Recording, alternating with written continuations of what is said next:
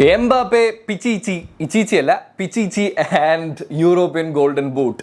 ഇതിൽ ഞാൻ പറയാൻ ആഗ്രഹിക്കുന്ന കാര്യം എന്താണെന്ന് വെച്ച് കഴിഞ്ഞാൽ ഈ യൂറോപ്യൻ ഗോൾഡൻ ബൂട്ട് അല്ലെങ്കിൽ യൂറോപ്യൻ ഗോൾഡൻ ഷൂ അഥവാ പിച്ചിച്ചി ട്രോഫിയൊക്കെ ആണെന്നുണ്ടെങ്കിലും ഇപ്പോൾ റയൽ മാഡ്രിഡ് ഫാൻസൊക്കെ അതിന് വലിയ വില വെച്ച് കൊടുക്കുന്നത് കാണുമ്പോൾ ഒരു സന്തോഷമുണ്ട്. കാര്യം എന്താണെന്ന് വെച്ച് കഴിഞ്ഞാൽ ഒരു സമയം വരേക്കും എന്നല്ല, ഇന്നും അതിൻ്റെ രാജാവ് എന്ന് പറയുന്നത് ഒരാൾ തന്നെയാണ്. ആ പേര് ഞാൻ ഇനിയും പറഞ്ഞ് നിങ്ങളെ വിഷമിപ്പിക്കുന്നില്ല. എന്തായാലും കാര്യത്തിലേക്ക് വരികയാണെന്നുണ്ടെങ്കിൽ റയൽ മാഡ്രിഡ് എന്ന് പറയുന്ന ക്ലബിനെ സംബന്ധിച്ചിടത്തോളം എംബാപ്പെ വന്നു കഴിയുമ്പോൾ സ്വാഭാവികമായിട്ടും എല്ലാവരും കൂടെ ചേരുമ്പോൾ വളരെ പോസിറ്റീവായിട്ട് ഉണ്ടാവുമെന്ന് വിചാരിക്കുന്നു. പക്ഷേ ക്ലബിനെ സംബന്ധിച്ചിടത്തോളം അത്ര പോസിറ്റീവായിട്ടുള്ളൊരു സീസൺ അല്ല. ചാമ്പ്യൻസ് ലീഗ് പോയി, കോപ്പ ഡെൽ റേ പോയി, അതുപോലെ തന്നെ ലാ ലീഗയും കയ്യിൽ നിന്ന് പോയി. ഒപ്പം കളിച്ച നമ്മുടെ ബാഴ്സലോണയോടുള്ള എല്ലാ മത്സരങ്ങളും തോൽക്കേണ്ടതായിട്ട് വരുന്നു. അങ്ങനെയൊക്കെ ഒരു മോശം സീസൺ തന്നെയാണ് റയൽ മാഡ്രിഡിനെ സംബന്ധിച്ചിടത്തോളം. ഇനി ക്ലബ് വേൾഡ് കപ്പ് ഒക്കെ അടിച്ച് നമുക്ക് തിരിച്ചു വരാം. പക്ഷേ എന്നാലും അതോടെ ഇരിക്കട്ടെ.